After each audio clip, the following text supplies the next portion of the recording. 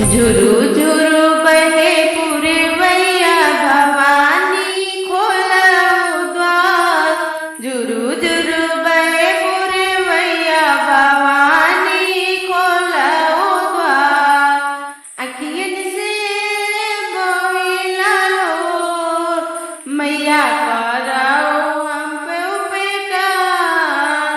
मैया करऊ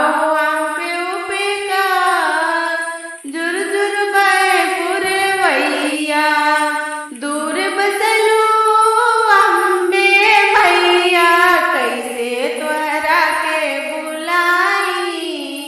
दिन रात जियरा रोए कैसे तोहरा के बुलाई।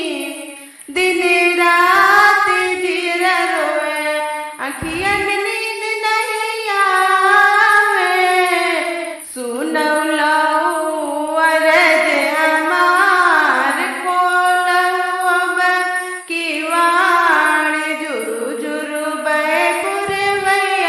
भवानी खोलऊ द्वार।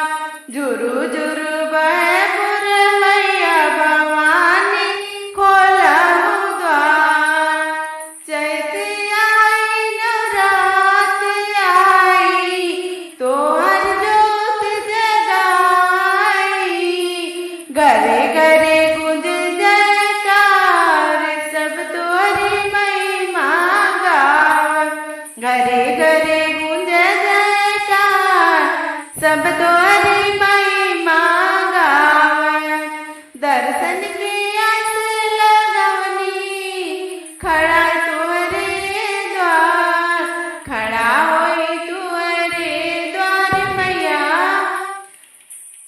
दर्शन के आस लगवनी झुरु झुरु बहे पुरवैया भवानी खोलऊ द्वार। झुरु झुरु बहे पुरवैया भवानी खोलऊ द्वार। लाल चुनरिया ओढ़े सिंह पे सवारी। दौड़ के आवे मैया सुन लेली पुकार हमरी। दुख दरिदर मिटा देली मैया भर देली सुख के अपार। झुरु झुरु बहे पुरवैया। झुरु झुरु बहे पुरवैया भवानी खोलऊ द्वार। जे तोरे द्वार पे आवे खाली न जाए मैया ममता के छाव देली।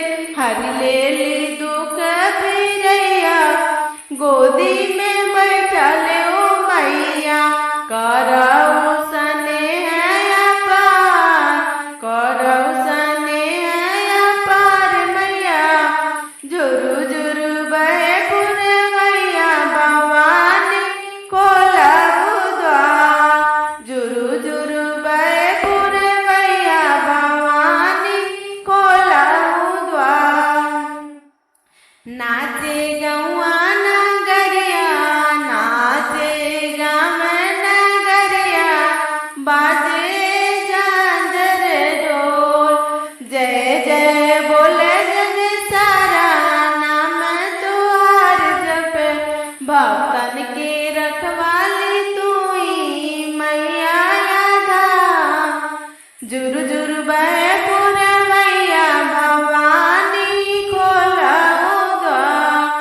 झुरु झुरु बहे पुरवैया भवानी खोलऊ द्वार।